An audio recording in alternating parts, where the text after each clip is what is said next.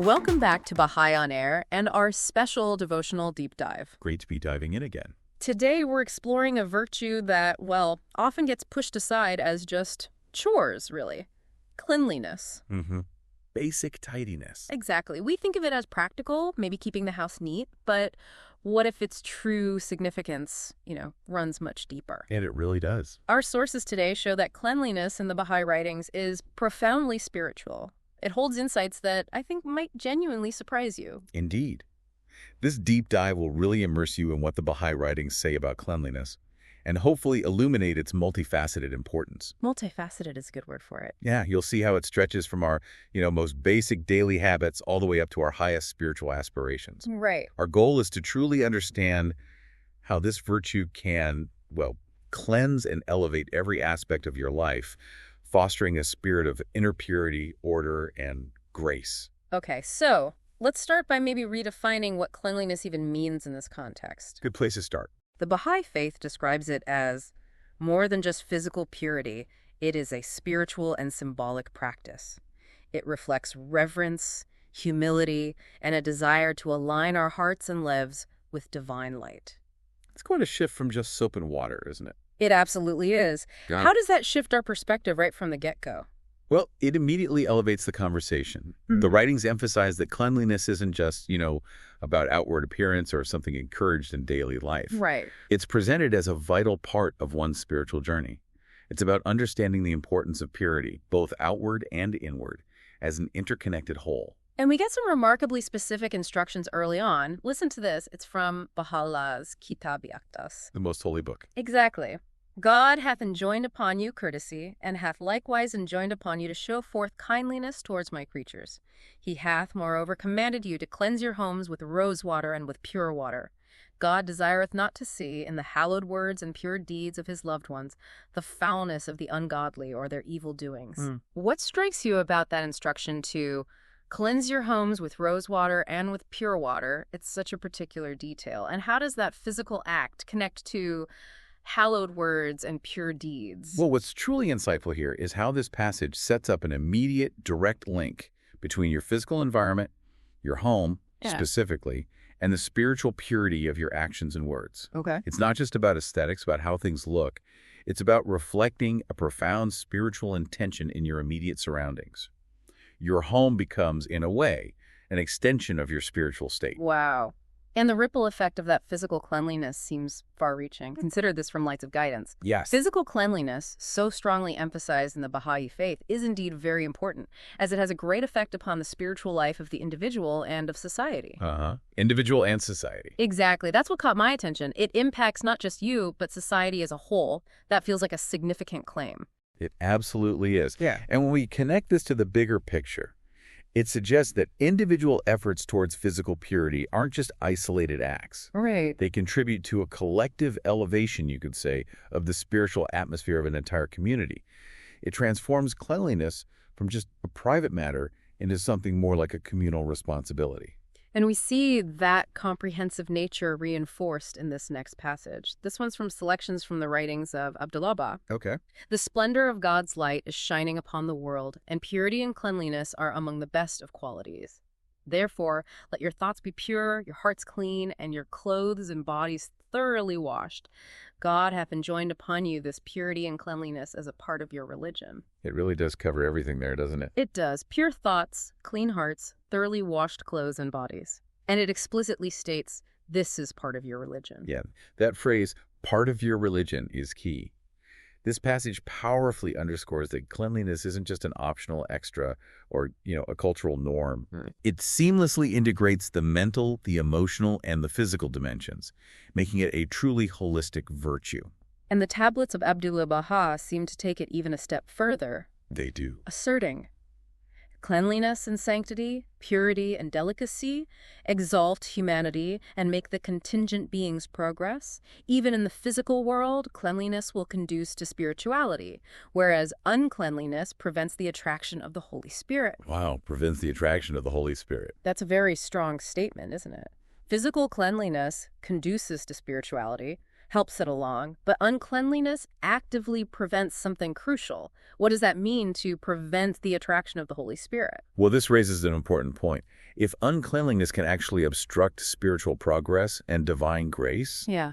then physical purity becomes a pathway, almost like a precondition for opening yourself up to those very spiritual forces. It's like an active step in aligning with the divine flow. So it's clear this isn't just, encouraged, it's described using stronger terms like sacred obligation. Exactly. This is from Baha'u'lláh in the New Era.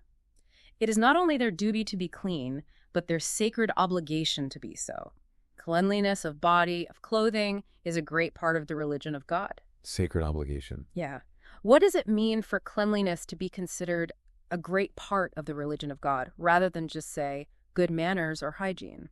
It gives it immense spiritual weight. It elevates cleanliness from just a social custom to a fundamental religious observance. You're not just doing it to fit in or be healthy, Right. but because it's explicitly commanded and forms a core aspect of your faith. And Abdu'l-Bahá provides very practical guidance too, doesn't he? For daily life. Yes, very down to earth. Do not neglect cleanliness and bodily hygiene. Be the essence of cleanliness and refinement. That is, even your dress should be immaculate, your body's clean, your teeth brushed, your limbs washed. So we're talking very specific daily actions here. Dress immaculate, body's clean, teeth brushed, limbs washed. It's a call to embody cleanliness in every little detail. Absolutely. These detailed instructions really illustrate the breadth of physical cleanliness as the Baha'i writings envision it.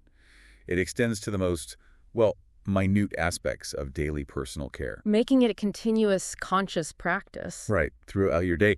And connecting it back to the home environment, Abdu'l-Bahá also states, the believers must be the very embodiments of cleanliness.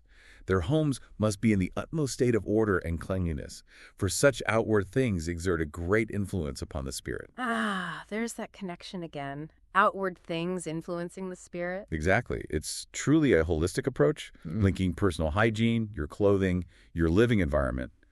All these things contribute to and also reflect your spiritual well-being. But there's an even deeper layer here, isn't there, beyond the physical? Yes, definitely. This passage from Abdu'l-Bah's tablets points to it. Verily God loveth those who are pure. Ye must be pure, immaculate, and detached from the defilement of the world. Detached from the defilement of the world. That really shifts the focus, doesn't it? From physical acts to a state of being detachment. Exactly. This expands cleanliness far beyond just the physical realm. It moves into a profound spiritual state, a detachment from worldly impurities, from ambitions, maybe negative influences that can corrupt the soul. And Baha'u'lláh in the Hidden Words takes this even further, I think. Yes, a powerful statement. Be the very essence of cleanliness amongst mankind. This is verily the command of God. He indeed desireth to see in you the signs of purity and sanctity, of virtue and grace. To be the very essence of cleanliness. It's beautiful, reflecting divine attributes like purity and sanctity, virtue and grace. That's quite a vision. It means our outer cleanliness should really be a window into our inner transformation. Absolutely. Cleanliness in this sense becomes a defining characteristic of a believer. It's an outward manifestation of a deeply cultivated inner state. It's about embodying these divine qualities in your very being. And Abdu'l-Bahá gives advice on how to achieve this inner state, too. Yes, in selections from the writings of Abdu'l-Bahá. He advises, be clean of heart and sanctified of soul, free from attachment and desire, and separated from all else save God. Thus may ye be enabled to hold fast unto the firm cord of faith, and shine with the light of detachment in the kingdom of creation. So clean of heart, sanctified of soul, free from attachment and desire. Right. What's the ultimate outcome or purpose of this kind of inner cleanliness, according to this passage? Well, it's directly connected, isn't it, to the ability to hold fast unto the firm cord of faith and shine with the light of detachment. Okay. So it sounds like this profound spiritual liberation that comes from inner purity. It's a path to deeper faith and connection. Precisely. And Abdu'l-Bahá even offers really practical steps for this inner cleansing in Paris Talks. Like what? Cleanse your hearts from hatred and rancor. Wash away every trace of malice from your souls, and let the love of God burn bright within your radiant hearts. Wow. So actively cleansing the heart from hatred, rancor, malice. Yes. This passage transforms inner cleanliness into an active, ongoing process. It's about intentionally cultivating virtues and diligently removing those negative emotions. Creating space, maybe. Exactly. Creating the inner space for divine love to truly flourish within you. But, and this is important, As with all virtues, there seems to be a need for balance. Absolutely crucial. Moderation. We find this counterbalance in Baha'u'llah's tablets. In all matters, moderation is desirable. If a thing is carried to excess, it will prove a source of evil. Even cleanliness. Apparently so. He continues, consider the civilization of the West, how it have agitated and alarmed the peoples of the world. A high degree of cleanliness and refinement, of learning and craftsmanship hath been attained, but prudence and moderation have been overtaken by extravagance. That's fascinating. How can something as seemingly positive as cleanliness be taken to excess and even become a source of evil? And what insight does that reference to the civilization of the West offer? Well, what's fascinating here is that reminder of the importance of moderation in all things, including virtues like cleanliness. Right. Extravagance, even in something that seems inherently good, can actually detract from its true spiritual purpose. It can lead to imbalance and potentially negative outcomes. So the reference to the West isn't necessarily a judgment? I don't think so. It seems more like an observation. When outward appearances or material aspects, even clean ones, become prioritized above prudence and inner moderation, the spiritual benefits can get lost. Okay, that makes sense. And this idea is really reinforced by an analogy from the promulgation of universal peace. A very powerful one. Even in the utmost degree of physical cleanliness, some souls are in the depths of impurity. These are like vessels that are outwardly polished, but inwardly full of filth. Verily, God looketh not upon your forms and outward appearances, but looketh upon your hearts and your deeds. Oof. Outwardly polished, but inwardly full of filth. That image really cuts to the core, doesn't it? And that clear statement, God looketh not upon your forms and outward appearances, but looketh upon your hearts and your deeds. It feels like such a vital caution. It really underscores the central point, doesn't it? It raises an important question for each of us. While physical cleanliness is certainly enjoined, it's clearly beneficial. It is ultimately subservient to the purity of heart and intention. One without the other is incomplete. Yeah. True cleanliness integrates both the outer and the inner dimensions seamlessly. Right. Both matter, but the heart is primary. Exactly. And finally, this principle of cleanliness extends beyond just us, beyond the individual. It actually impacts our shared world. Yes, the environmental aspect. Baha'u'lláh, in the Kitab-i Aqdas, issues a very strong warning. Should anyone intentionally defile the pools of water or any spring or well, he shall be rejected and excluded from the community of the faithful, and God, the knower, the wise, is wholly quit of him. That's quite severe. Rejected and excluded. It is. What does that tell us? Well, if we connect this to the bigger picture, it clearly illustrates how the principle of cleanliness isn't just about personal hygiene or the order of your home. Right. It extends right out to the environment and our shared resources. It shows a profound respect for creation and for community well-being. It's a very practical application of cleanliness that impacts absolutely everyone, not just yourself. So we've explored so many dimensions today. Cleanliness as physical, environmental, and maybe most profoundly, deeply spiritual. It really transforms it. Yeah, it goes from being a mere chore to an act of love, really a gesture of dignity, and a clear path towards spiritual clarity. Beautifully put. So as you go about your week, perhaps consider how you can cultivate the spirit of both outward and inward purity in your daily lives. A good reflection point. Yeah, maybe ask yourself, what small, consistent acts of inner or outer cleanliness can you adopt to help you reflect the light of God just a little more brightly? We truly hope this deep dive has helped you appreciate this, well, beautiful virtue in perhaps an entirely new light. And please do join us again for our next devotional at Deep Dive. We'll be turning our attention to another powerful virtue. Commitment. Looking forward to that one. Until then, may your days be bright, your hearts uplifted, and your spirits renewed.